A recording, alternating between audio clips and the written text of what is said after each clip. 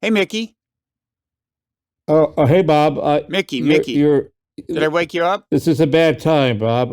I'm sorry. I'm in a strange situation here in bed. Oh, you're in bed. Is there anybody with you? I'm afraid there is, Bob. No, this is a bad time for me to confess this, but you're alone in bed? I'm not alone in bed, Bob. I have a companion. It's the parrot. Are you pleasuring your parrot, Mickey? Are you about to pleasure your parrot? We have had a long working relationship, Bob, but it's recently transformed into something more.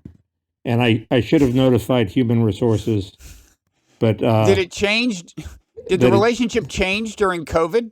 It changed during COVID. Yes, we became much closer, and I'm so sorry. I'll do anything you want to save my job. I'll move the podcast to the left. I'm afraid it's too late. You're fired. I'll let Jennifer Rubin be my co-host. I mean, I'm desperate here.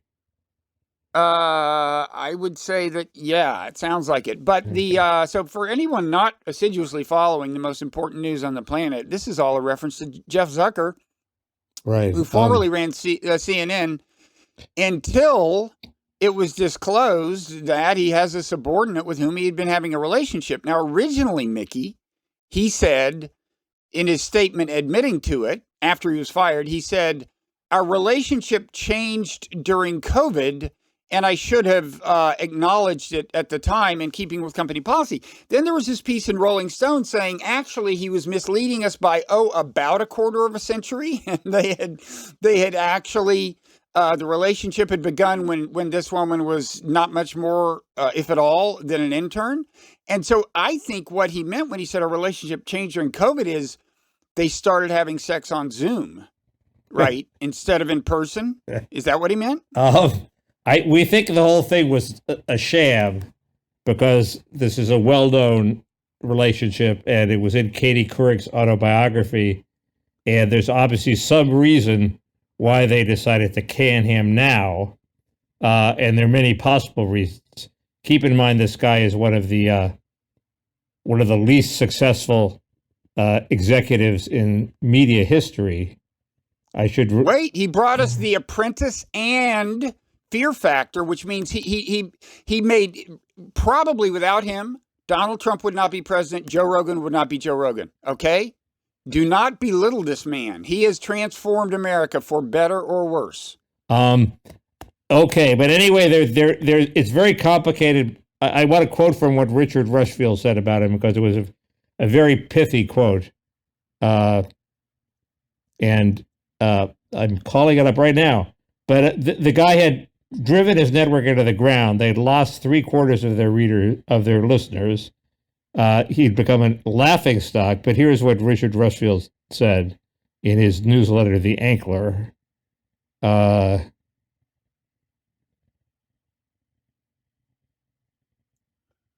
Should I entertain the folks while I find it? No. His career was the equivalent of a patient stricken with cancer, a heart attack, and Ebola who had fallen out of an airplane and then showed up for work the next morning.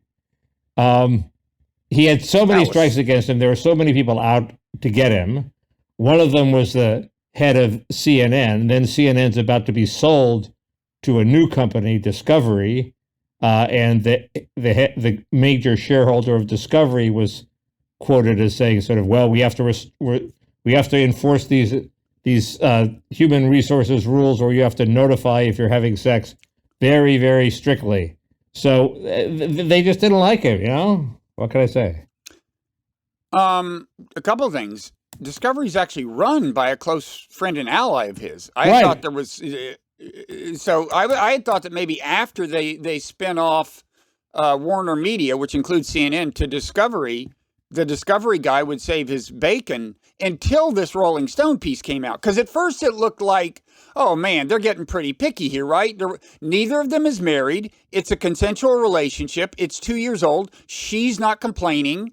I had thought that as long as it stayed like that, his friend at Discovery could reinstate him. But then, if this Rolling Stone piece is accurate, and I take it is, that this goes back to when she was very junior, and he has since promoted her again and again, and brought her with him everywhere he goes, then it's going to be harder for the Discovery guy to bail his friend also, out, right? If the major shareholder is out to get him, it'll be harder. But yes, they could bring him back as an advisor. That's an obvious thing they could do. But anyway, the point is, first, the woman's name is Golus. Now, give me a break. I mean, wait, I don't go and lust no more. She has lust. It's not Golust, is it? It's Gollust. Close enough. Is it? That's good. I was thinking Gallus. So it reminds me of my the only people who support me among my followers all have not safe for work names, like my most loyal follower is named Hump Me Bogart, and there's huge, you know how to pick them. Huge Jazz and all those people. So Golust is another name like that. But the basic point is he made CNN a laughingstock. It was supposed to be the credible voice of truth, and he's gradually sort of made it more and more into MSNBC, and it looks increasingly ridiculous because MSNBC doesn't pretend it's not MSNBC, but CNN did pretend it wasn't MSNBC. Now apparently they've dropped the pretense and they said, yes, we're going to be MSNBC. So I will say, apparently everyone, all the on-air personalities rallied around him, right? They were all hired by him, Bob. And mentored. Like you hired me. If you get caught in bed with a parrot. And mentored you.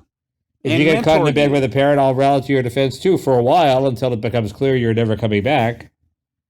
Yeah. And then I'll abandon you. Like Ron DeSantis is abandoning Trump, his former mentor.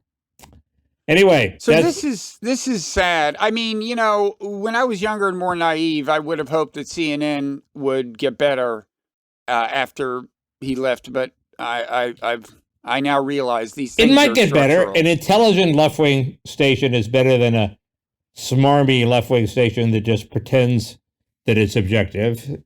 No, but on foreign policy, there's just no hope. It's just built into the system. It's just, you're in America, you're going to just do stupid shit all over the world, and everyone's going to support it. In fact, they had the opening ceremonies for Cold War II today in Beijing. You saw that. You say NBC was too tough on China? No, not NBC. I mean, our blob has gotten us into World War II. The American establishment, the geniuses that run places like CNN, are the reason we're here. The whole group, the think tankers and the media and the pundits and everything. You mean they all got us here. These are the people who are objecting to the games being in China. No, it isn't about that. No, I'm not. No, it just so happens that Beijing today was a kind of the new Cold War almost became official today. Okay, Putin and Xi Jinping got together and issued a statement embracing each other's grievances against the U.S. It looks like Xi Jinping will support Putin on Ukraine. Putin will support Xi Jinping on Hong Kong, on Taiwan. It was a significant moment, and we can talk about the implications of it. But I'm not saying that NBC had anything particular to do with that. They're just covering the Olympics. I'm saying the reason we are here and the reason there may well be a war in Ukraine is because our foreign policy establishment is full of clowns, and it includes the people on CNN and MSNBC who never raise a note of protest. Why isn't it possible that this is a face-saving way for Putin to snatch a victory out of not invading Ukraine? Ukraine now has drones. They got drones from Turkey. These are the drones that won the war in Armenia, the Azerbaijan-Armenia war. These drones were highly effective in battle, and they might actually help deter Putin. They might enrage him and threaten him. But this could go both ways. So we don't, and why is this such a terrible thing if we have a new Cold War realignment? Like, you mean instead of solve actual problems, like bioweapons, like why should we try to solve the problem of possible bioweapons proliferation, or do a better job of the next pandemic? Well, it'd be better if Xi was a different sort of person and China was a different sort of country, and it'd be easier to do that, but it's not. He is not the problem. He is not the problem. He's willing to do business with us, and we just don't know how to arrange it so that can happen. Well, this is a longer argument. We've kind of largely had it, but yes, if you're a populist, you're not sure you want to do business with him, right? Well, you mean you want protectionism? If you think yes, if you think the China trade is, I'm not even talking about economic business right now. I'm talking about solving other problems. But on the face saving thing, I mean, that's a good example.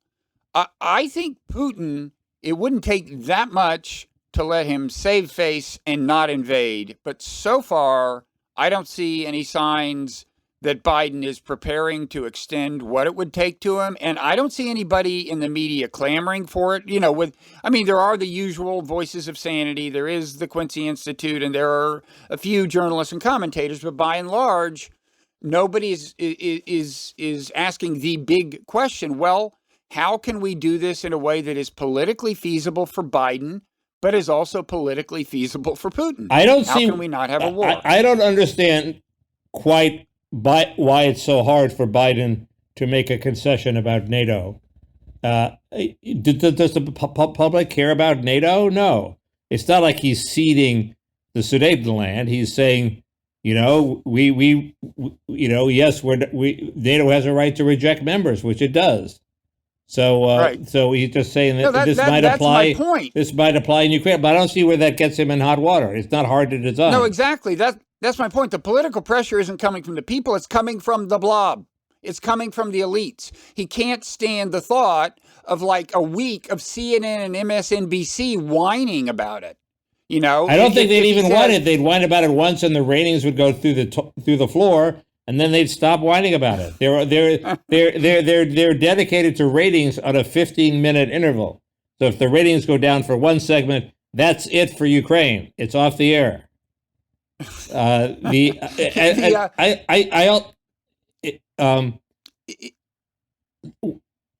worth dwelling on the absurdity of it. Okay, no one before this crisis started in the U.S. or Europe had any plan of extending a membership offer to Ukraine within 10 or 20 years, okay? Right. Nobody. And yet, it sounds like it would be a major ask to get Biden to say publicly, because this could be the beginning of a kind of face-saving thing for Putin, like, well, of course, we know that we have no intention of extending membership for 15 years, and I'm sure my European allies will join me in affirming that. And in the meanwhile, we're happy to continue the conversation with Russia to see if we can get to a point where everybody, including Ukraine, feels sufficiently secure that there's no need for them to belong to NATO. It sounds like we're negotiating. He won't even say something like that. Sounds like we're also negotiating about the Tomahawk missiles. The more the better. I mean, that could be part of it. Definitely, too. the more the better. And and it's also, it seems to me there must be some sort of back room. If we do this, if we do that, will you agree to it? Back channel talks, and also, Putin has issued joint declarations with China before. I don't think this is such an epic one. It's bigger than the others, but it's not like the first time China and Russia have cozied up to each other. And if he invades and takes the Donbass, that's not the end of the world either. The whole thing is not as big as everybody's making it out to be. Well, actually, the implications of that could be bad. I mean, in various ways. First of all, then we have to do all these sanctions. It reinforces the Cold War and so on. Not to mention the whatever kind of hell could break loose next in the vicinity of Ukraine. But I do think.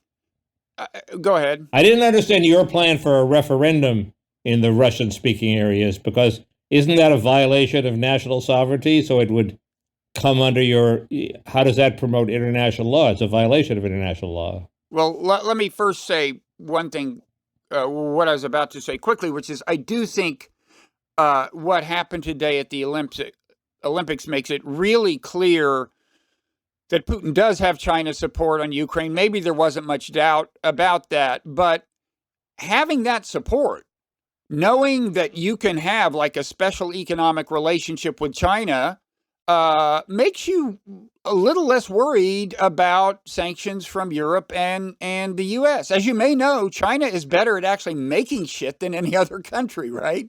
I mean, and they have a lot of natural resources, and they have a big hunger for energy, and so I mean, I think the tighter he is with China, the less leverage we have on the Ukraine thing. And I think meanwhile, this has gotten amped up so much that it is hard for him to not invade if we don't at least go through the motions of helping him save face.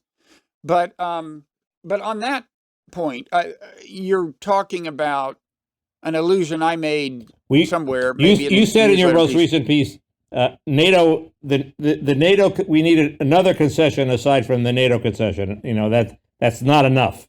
And you endorsed this plan to have referenda in various areas, some of which might choose to go with Russia, and that this would be the something more. But it was in a piece that sort of said we need to uphold the rule of law, however perverse, and national sovereignty being the linchpin of the rule of law. And having a referendum that lets part of your nation break away into another nation is not upholding sovereignty. So it seemed there was a contradiction there. That's all. I'm fine with the referendum. I like referendum. Yeah, I'm not a big international law, hard ass like you are. Yeah, first of all, I wasn't. I was noting that some people have suggested doing that. I mean, I was making the general point. First of all, again, we need to enlarge the conversation with Russia so that both sides can come away with a couple of things they can point to and say they got.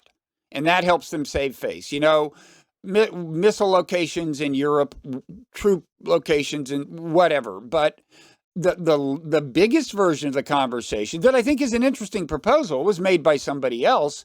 The idea was we've got these festering issues that are not quite resolved of, Crimea, Russia has annexed. That's not recognized by people. There's two separate little enclaves of Georgia.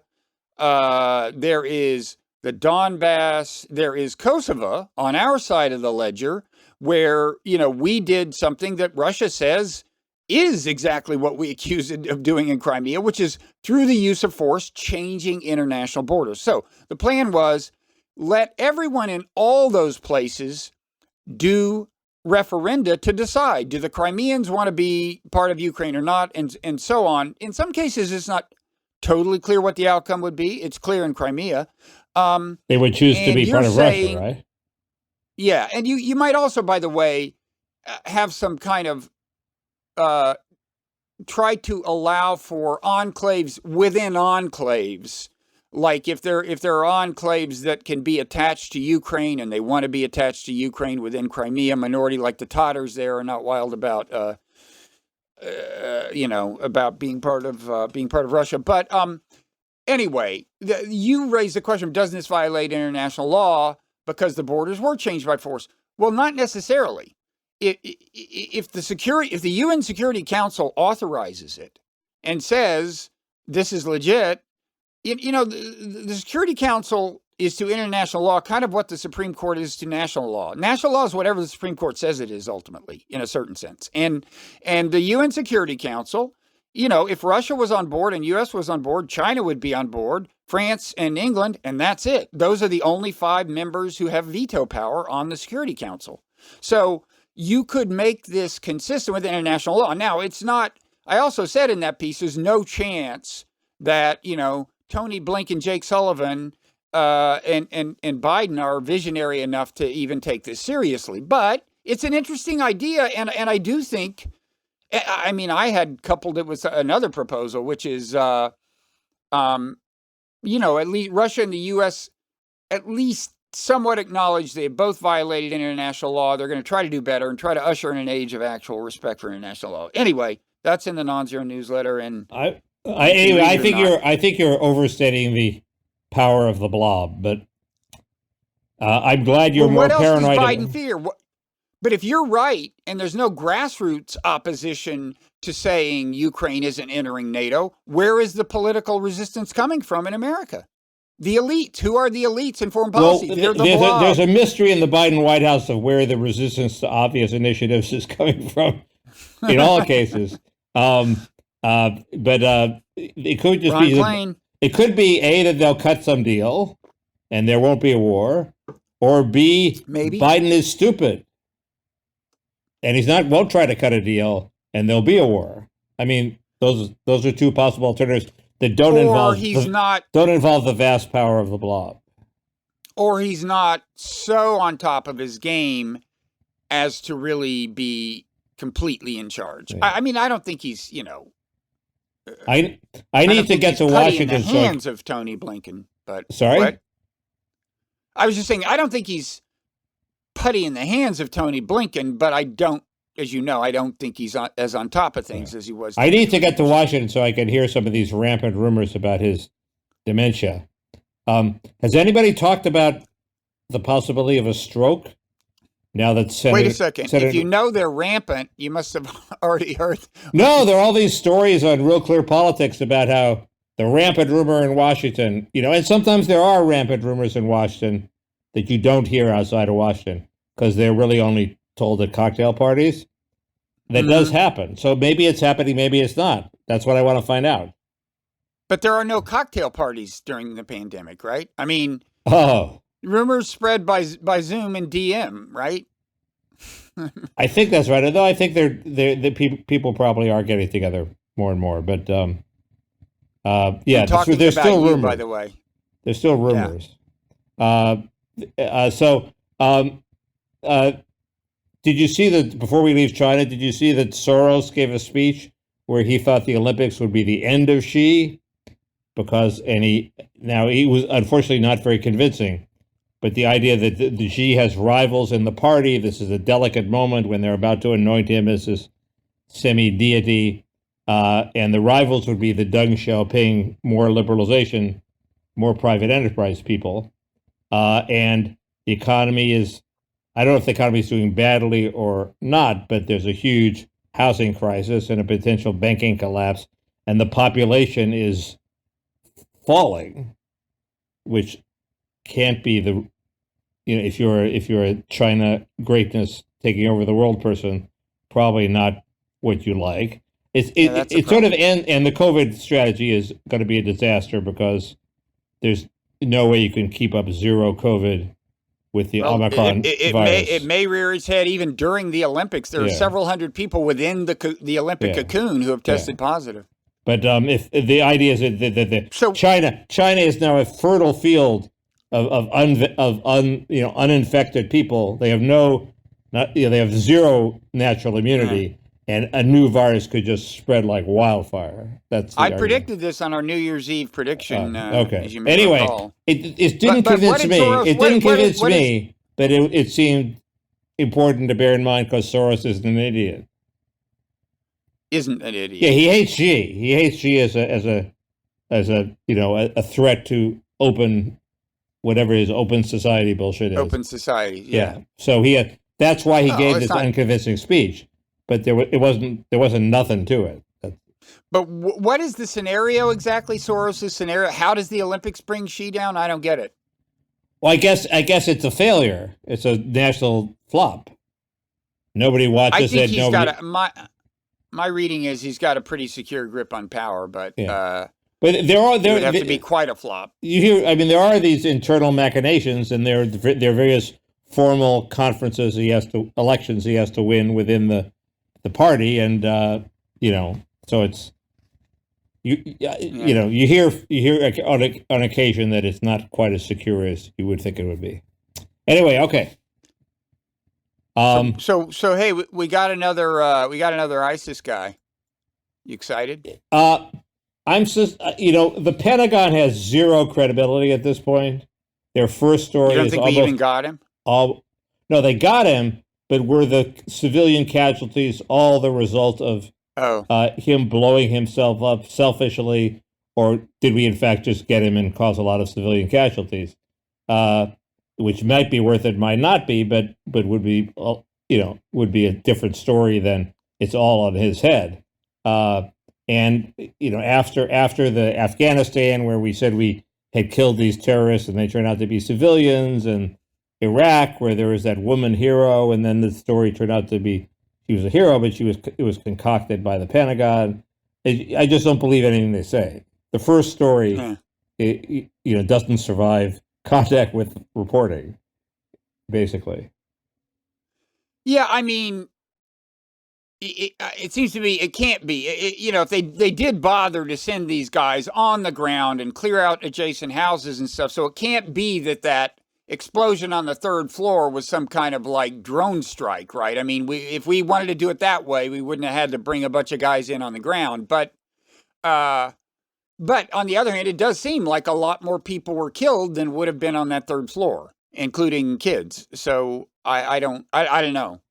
And the theory is the first floor was evacuated. I don't know. Anyway. Well, supposedly it's not even clear that people on the first floor knew who this guy was. That's one thing I read. I don't know. But they also cleared out the next door neighbor's house. And I don't know if they succeeded in evacuating the first floor of the building itself. I don't know. It wasn't a very big place. I mean, that job, that head ISIS guy job has kind of gone downhill since the last guy we killed. He had a big spread. His resume this ISIS leader who checked all the boxes for ISIS and didn't have much power doesn't sound like such a big kill for us. But this is what I don't think it presages a renewal of the forever war. But you tell me. No, I just don't know that it does any good. And I mean, there's a whole literature on so-called decapitation of terrorist groups, and it is far from clear that on average it helps you. I mean, my view of these things has always been, you look at a corporation that loses some CEO through like heart attack or some mishap or, just random event, and about half the time the company turns out to be better off, right? Because half the time the head guy just is not that great. And there's also the problem sometimes of the group kind of splintering in a way that makes it more problematic. You also see this with drug gangs. They take the head guys off the street and suddenly the turf wars break out again.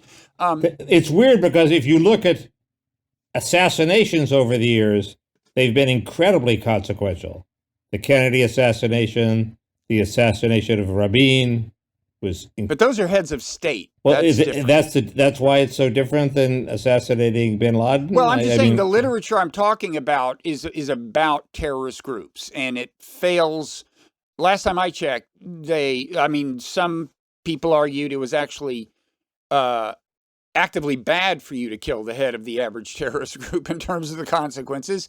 It's far from clear that it's good. I mean, let me read you with this in mind, I read the New York Times thing on this right when it broke, and here's what it says. First of all, it says, little is known about Mr. al-Qurashi, who succeeded Mr. al-Baghdadi, little is known about him or ISIS's top command structure. That's what it says. And then next sentence is, but analysts said the death of the Islamic State leader was a significant blow to the terrorist group. Wait a second. If little was known about him or the top command structure, how could they be confident that it was a significant blow? Then the next day I read this in the Washington Post about him. Captured Islamic State fighters described him, that is the guy we killed, as a, quote, ghost, a mysterious and nearly invisible leader with little practical sway over his weakened terrorist organization. Rivals questioned his credentials and reviled him as a turncoat who ratted out his comrades during a stint in a U.S. military prison. It sounds like we should have left him in charge. It's perfect. It's like, I mean, seriously, this is what I mean. The head guy may be bad news for the organization, and it sounds like he was. We should have sent him money. Do you know how this prison standoff actually ended? That was all very mysterious too. There was this massive ISIS raid, unexpected, on this prison. There's a long story. Well, it was a breakout, right? I mean, the ISIS prisoners broke out. Did they break out? Because there was an NPR story that had incredible numbers of bodies.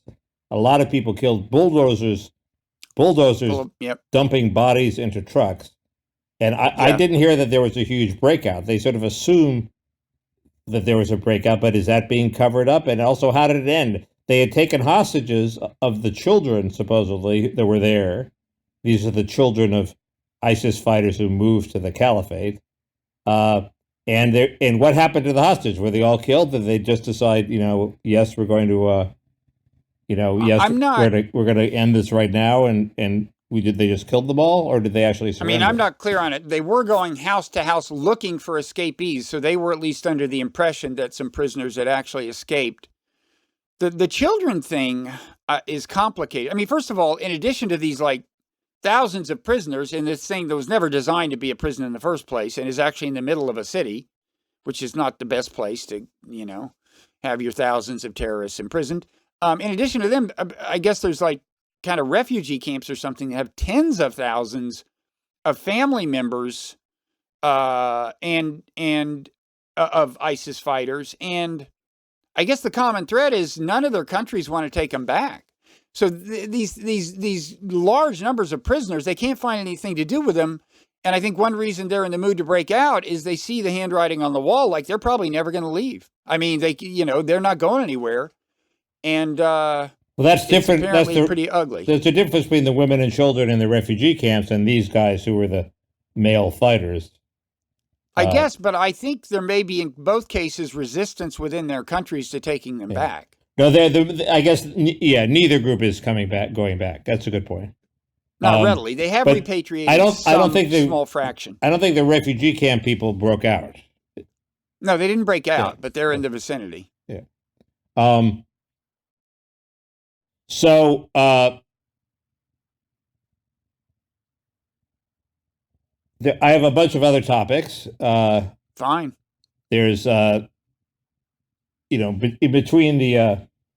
Zuckerfreude, as my friend Rushfield called it, or Zuckerberg Freude, I'm much Facebook happier at the setback of Mark Zuckerberg, because he's destroying our country by promoting open borders, and he's destroying the entire human experience by promoting the metaverse.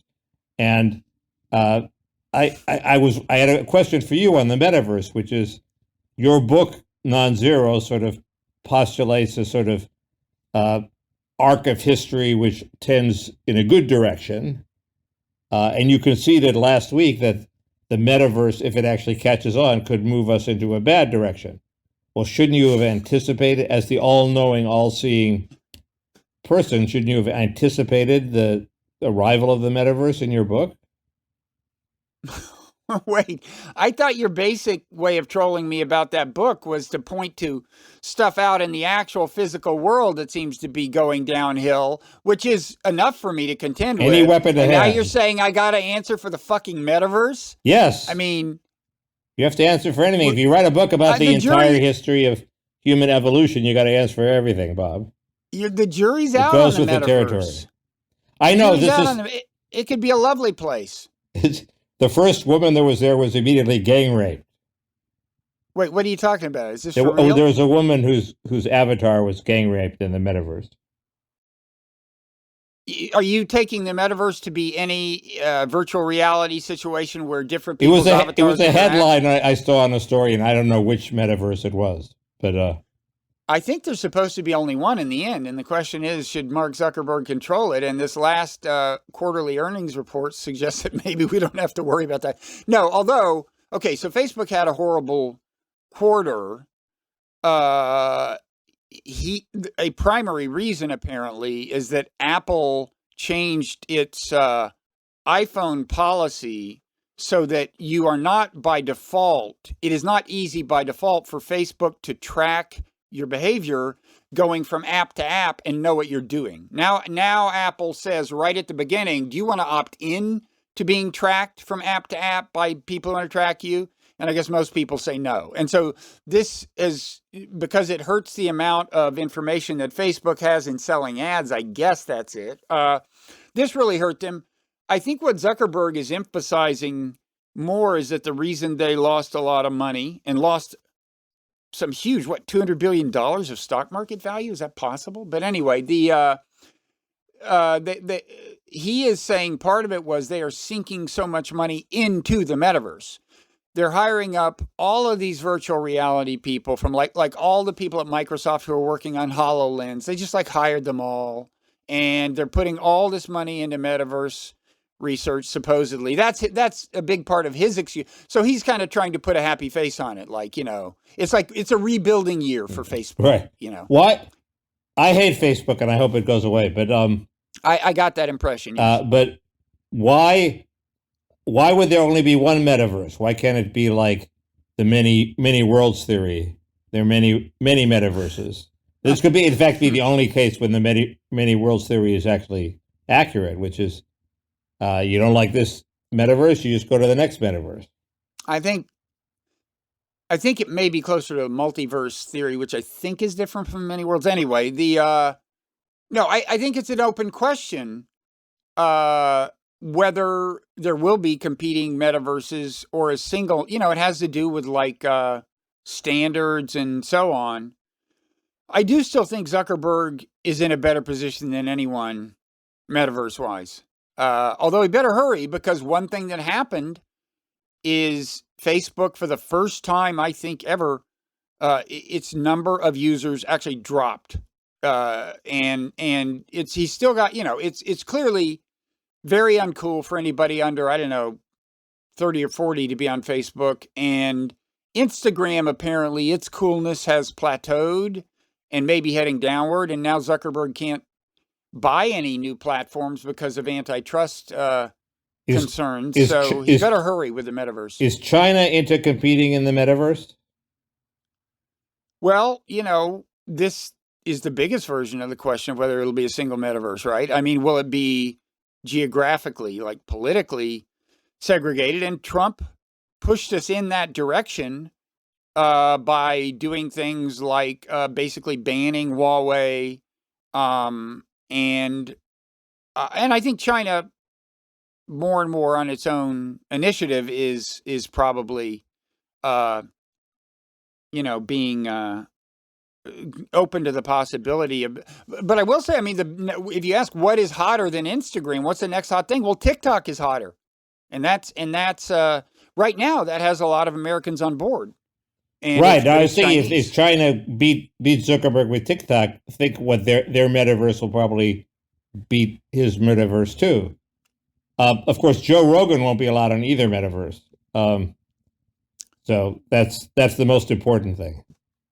Keeping Joe Rogan off the air. I think he's doing okay. I think they may not be able to get Neil Young's music on TikTok, but Joe Rogan seems to have survived that. Although, did you see his statement? I saw reports of it. Why? I thought he would take more shit did you hear about the Joni Mitchell thing? No. That he said? He said, it was funny. He said, first he said, look, I'm a huge Neil Young fan. He tells a story about he was once a security guard at a Neil Young concert. And he says, and I just think Joni Mitchell's great. Chucky's in Love is a great song. Was that intentional? No, it was not. Because that's a Ricky Lee Jones song. Afterwards, he put it on Instagram, and then he added this apologetic text thing next to it, like, "Oh God, that's Ricky Lee Jones, duh."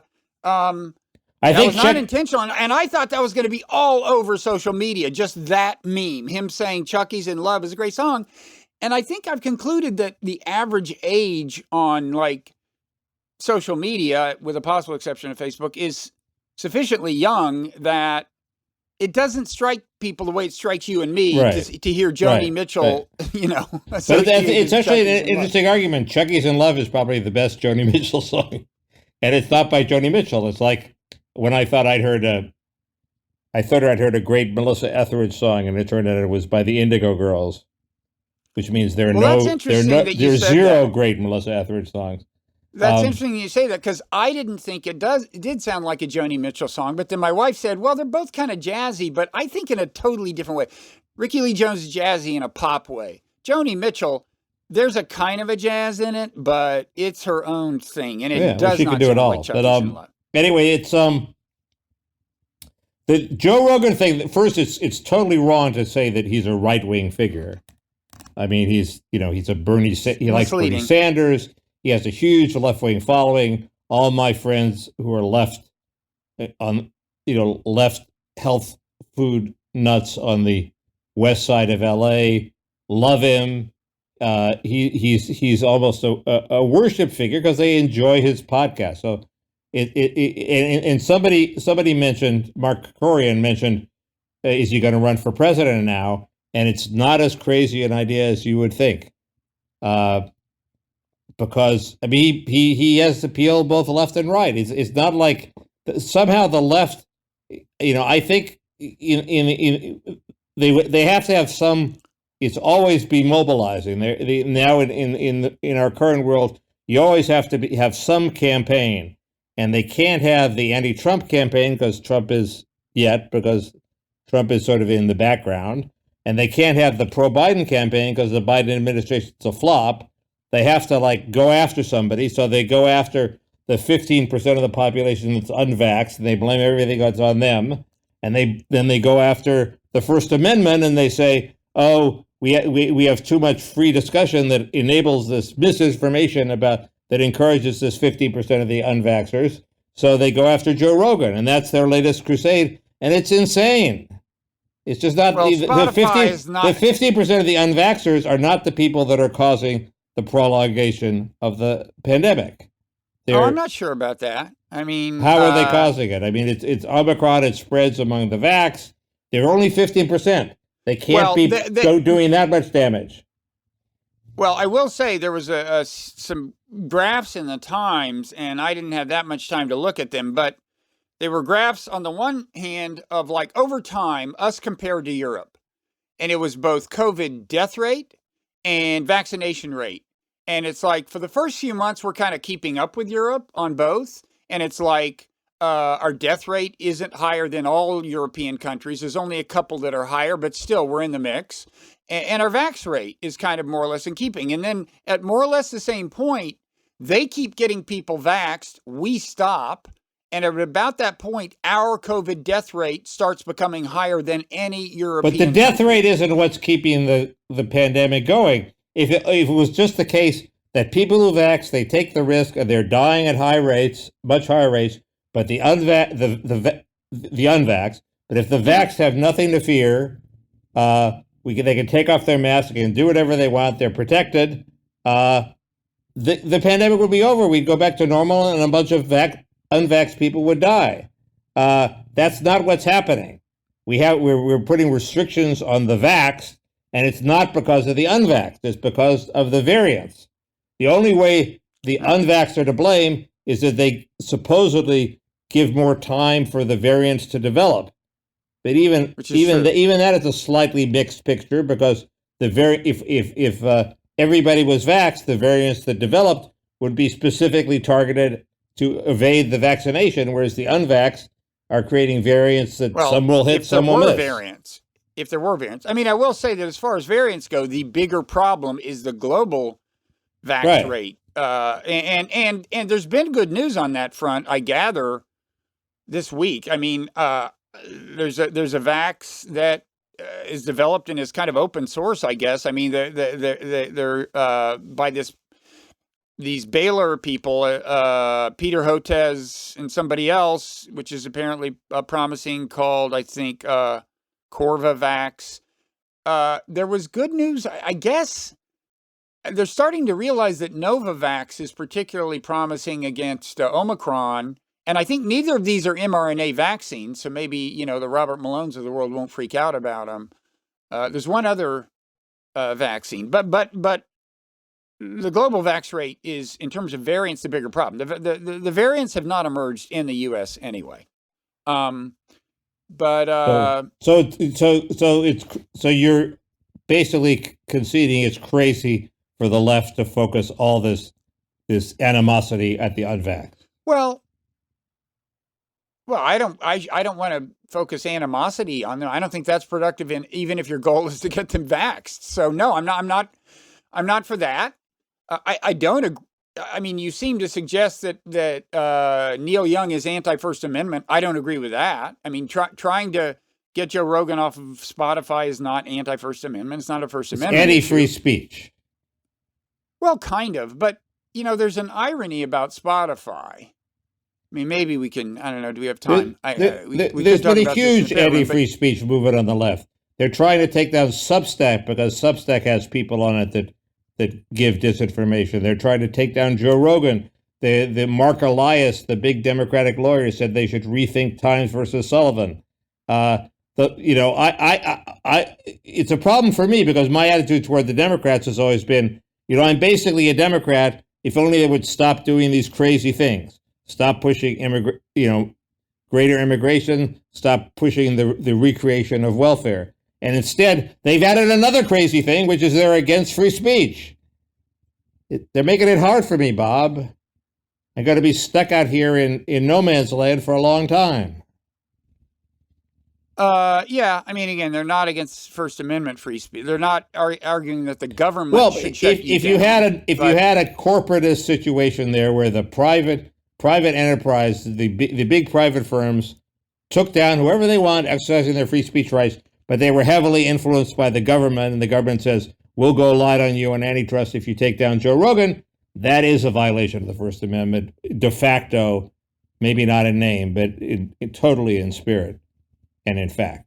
But is that happening? I'm not sure I follow. Yes, that's happening. Scenario. Biden is encouraged. Biden said taking down Joe Rogan was a good first step. He's the head of the fucking government who decides whether he said Biden endorsed taking Joe Rogan off of... Yes. What did he say? He said it's a good first step. Unless I got it wrong. What was the subject of taking him off of Spotify? Really? Biden said that? I think so, yes. You think so? Corporatism is rearing its ugly head. We're having all these public government corporation outfits. We have the Fed enforcing social policy. We have this some crazy crime initiative, which was basically government and bureaucrats and do-gooders and experts. We're all going to get together to formulate crime policy. That's not democratic. That's corporatist. Ross Douthat wrote a column about this, and that's going to be a big issue in the coming days. Is all the undemocratic entities that Democrats want to give power to because they're going to lose control of the actual democracy. So they want to move power to the unelected Fed. We should remember to talk about this in the Parrot Room because I'm not sure I totally understand it yet. But I will. I mean, if Joe Biden said that, that's just stupid. But he has more than once, I think, stepped out of line in that regard. But speaking of the administration suppressing free speech, we're getting a little. I mean, one sign that the new Cold War is here is that they're getting a little McCarthyite. So Jen Psaki says and here I'm going to be. I don't want to say defending your friend Josh Hawley, but I will defend to the death his right to say what he said. Anyway, he says, what she says to her about Josh Hawley, Jen Psaki, Biden's spokesperson, says, well, if you are just digesting Russian misinformation and parroting Russian talking points, you are not aligned with long-standing bipartisan American values. I mean, that is Joseph McCarthy talk. That makes me sick. And she has shown a kind of proneness to that. And I condemn her. Mickey, I condemn her. This is nothing new during the whole alleged, I don't know what the right calls Russiagate. I don't know what during the whole dossier problem, people were constantly being accused of being in league with Moscow and echoing Russian talking points. So the Psaki's just coming out of that tradition. I agree, but it wasn't the executive branch doing it then because the executive branch was Trump. It was just elites doing it. Well, then all those people went into the executive branch and they didn't change their spots. And now they're doing it, right? Okay. I didn't like it then. I don't like it. Okay. I don't like it even more now. It's weird that Jen Psaki and Klain both worked at this sounds like we got a good conspiracy theory coming up here. This dark money outfit Arabella, which is funding all these secret groups that supposedly exercise all this influence on Democratic policy and have spent incredible sums of money, billions and billions of dollars on this. And that just came out became prominent this week. And I think in part they're boasting about their ability to pressure Breyer into retiring, which I don't think they really did. But it's a sort of weird,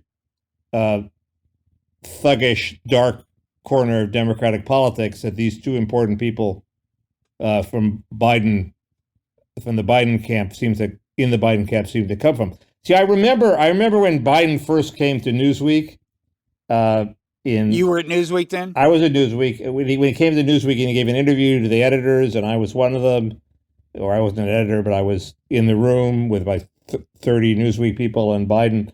It wasn't Biden, it was Biden's aides. And there was You assembled 30 people just to hear the aides of a senator?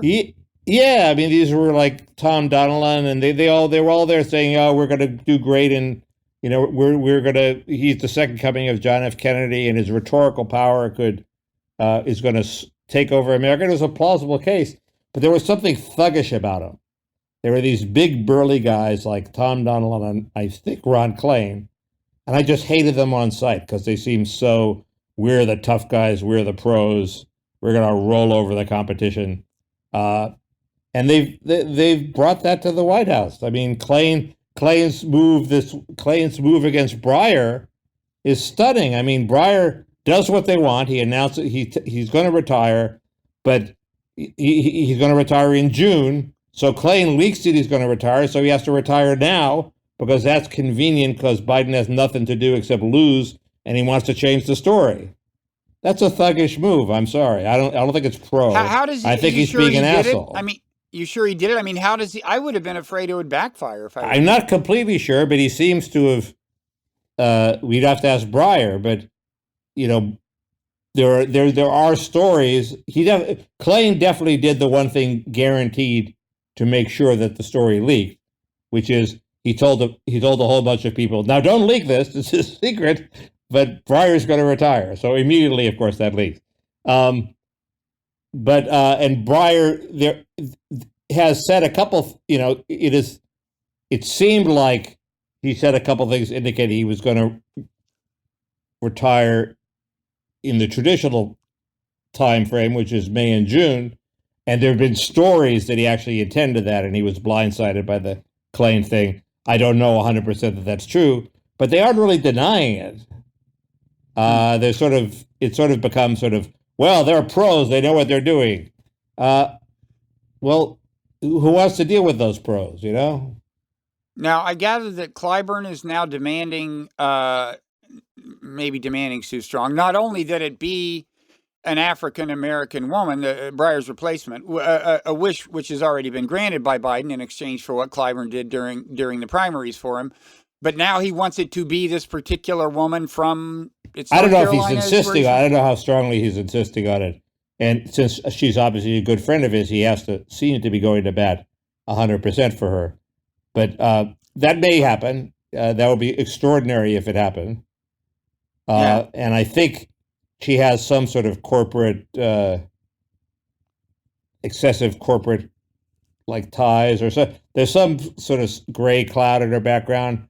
And if she seems to be the personal pick of Clyburn, the press is going to go after her, I think.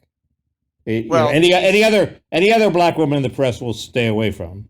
If it seems the Times just written the piece now. It was in today's paper. Oh, really? This woman is the Clyburn pick, and he really wants her. It was like on the front page of the physical paper. Well, right. Well, but what do you say? If Biden says, Jim, sorry, I can't pick you, what is he going to go berserk and bring down the Biden presidency, or is he going to, sulk and go home? Sulk and go home.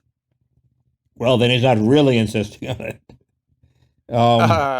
If Jim Clyburn went on national television and said, "I'm sorry, President Biden is unable to continue he's mentally incapable of continuing to carry out his duties,"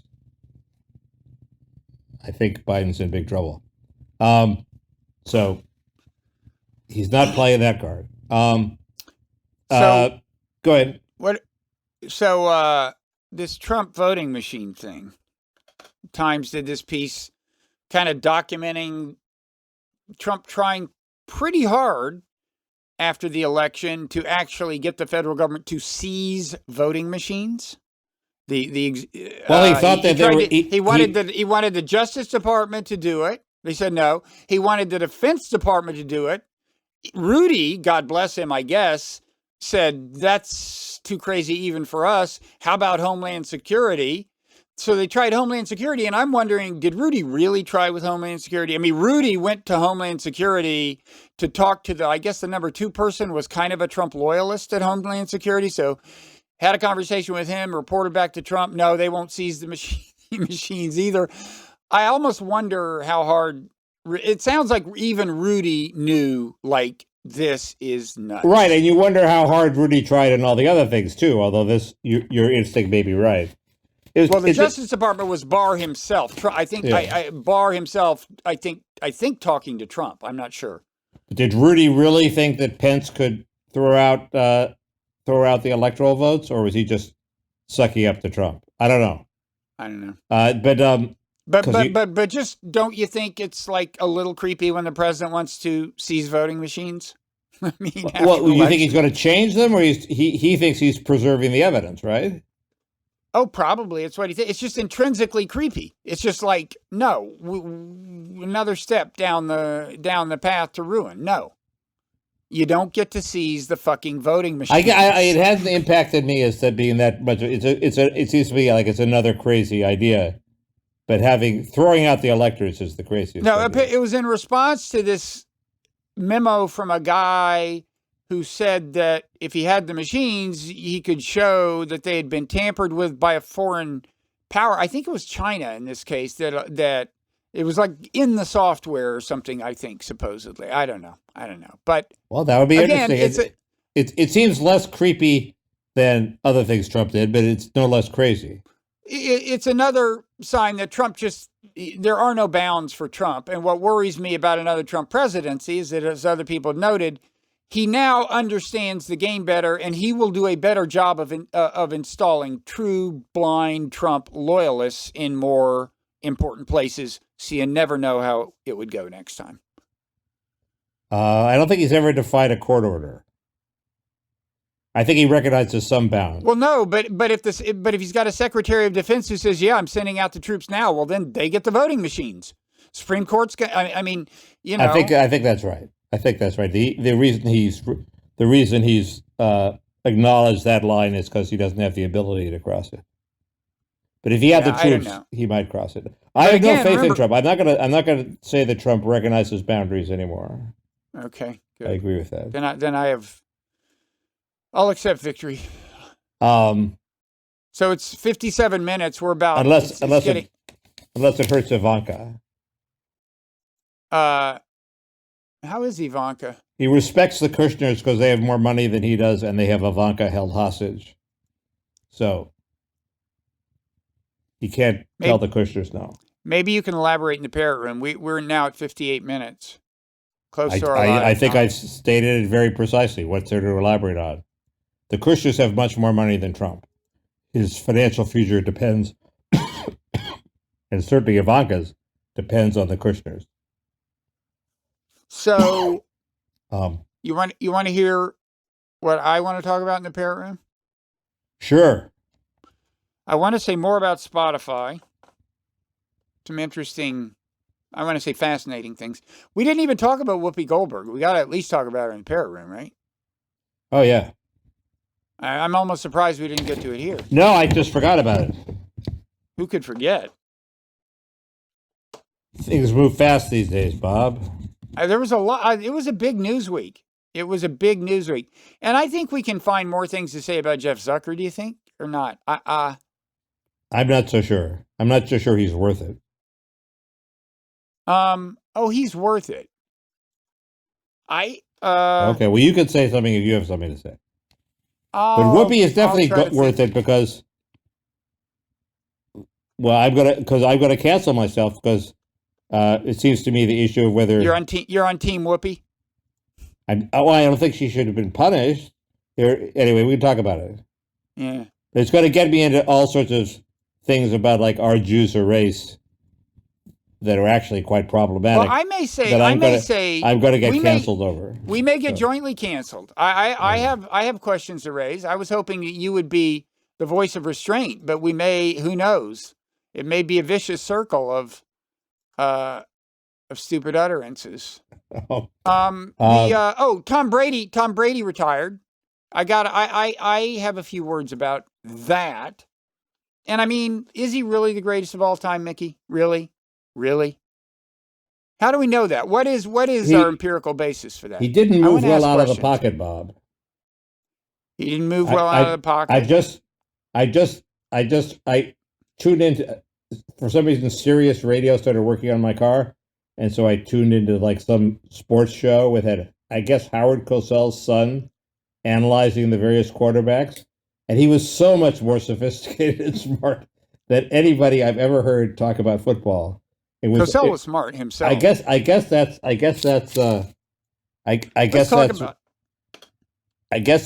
all ESPN people and all sports talk radios are this sophisticated. But he had all the problems with Brady as a quarterback compared with it was more information than I can handle.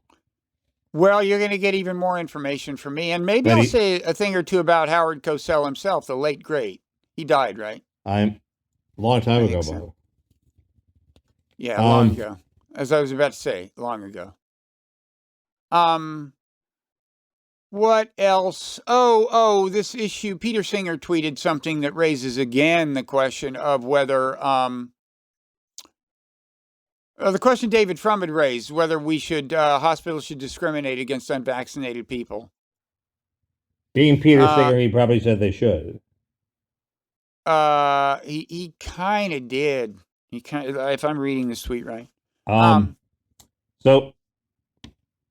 else? I've watched a little more of The Expanse. We have to be careful what we say about that. I have much more interesting things. We have. Okay. Go ahead. We have. I saw a pretty good 15-minute web thing on Q, and I now know much more about QAnon than I did. Good. We have this whole issue of corporatism and undemocratic institutions, which I agree is a little fuzzy around the edges. We have Senator Lujan getting a stroke and depriving the Democrats of their majority. We have what is so terrible if continuation our debate about income inequality. What's so terrible if Mark Zuckerberg gets another $200 billion? Does that affect social equality? I say it has very little impact. We shouldn't really worry about it. We have, where are the Biden sister soldiers? He's supposed to have a sister soldier moment on immigration and a sister soldier moment on crime. They ain't happening. He wants a reset, as it's been pointed out by Nate Silver, without doing anything different. It's like EJDN said, we need a new form of democratic politics and here it is. It depends on unionism and progressive taxes. Well, EJ, that's not new at all. Doesn't he get any credit for killing ISIS's number one? No, they all kill ISIS as number one. It's true. They all kill either Al Qaeda's or ISIS's. It's become a presidential ritual. The last three have killed either Al Qaeda's or ISIS's number one. Didn't help any of them. There's the Biden crime plan, pathetic as it is. There's the Democratic Electoral Count Act plan. What could be more exciting than that? I'm telling you, they're going to have to rent a whole new server at Patreon. Because this is sexy shit. What was that again? I'm writing it down. What did you say? Biden's what? Crime plan. Electoral Count Act plan. The Democrats. Electoral count. It's not Biden's plan. It's the Democrats. It's a bipartisan plan, actually. I have transgressive things to say about Joe Burrow. Who is that? You know who Joe Burrow is? Apparently not. Bob. We'll let the readers judge. How out of it is Bob that he doesn't know who Joe Burrow is? Oh, Joe Burrow. Yeah. Oh, Joe Burrow. Google it quickly. You're in big trouble. I thought you said Joe Burrow, but it's Joe Burrow? Oh, Joe and I go way back. Yeah, sure. How is he? It's been a while. People are talking about it more and more. Yeah. Joe. I can spell that part. How do you spell Burrow? B.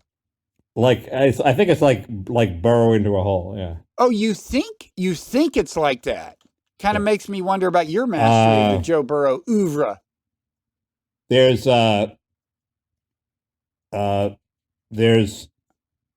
John Swan's documents about the Afghan evacuation. There's some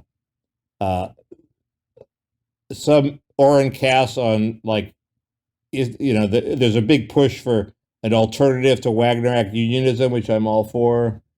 I'm not writing that down. I'm making you. So Joe Burrow is my proposal for what the Washington Redskins should be called. Oh, I want to talk about the Commanders' idea. So Burrow is the Bengals quarterback. You think I didn't know that? I bet you think I didn't know that. You obviously didn't know that. I checked out of the playoffs after just hearing that the Niners lost, and I didn't. I taped the Bengals Kansas City game, but I didn't watch it. I was kind of engrossed in the Australian Open, frankly, which was interesting. We could talk about that. But we can talk Super Bowl. Sure. I'm not. They had this incredibly exciting weekend so I started getting interested in pro football again. All my teams lost one after the other. And there's this actual theory that there's a reason why college sports are fading and pro football, at least, is getting better. Didn't know either of those was happening. Well, the NFL is having a huge resurgence. Maybe not. They had an amazing series of playoff games. Right. That's one of the reasons why. But people were watching those games and noticed that they were amazing. And it's not like they tuned in at the last. No, I feel I have to impress you with my knowledge now that I embarrassed myself on Joe Burrow. Do you realize that in the final 4 games, so those were the games for the, to see who would play for the conference championships, okay? They were narrowing it down to 4 teams. So you got 4 games. As of the last, 30 seconds of the 4th game, it looked like every single one of those 4 games were going to be won by 3 points, and the final decisive score was going to happen within the final minute. That had happened on all 3 of the other games. It looked like it had happened in the 4th game, but then whoever it was came back. I forget who it was. Anyway, the Rams. So there. Have I redeemed myself? No, not even close. Why can't carbon cleaners that are being developed Mickey. Why can't that end the whole green crisis so we don't have to have this whole climate change bullshit? Carbon cleaners.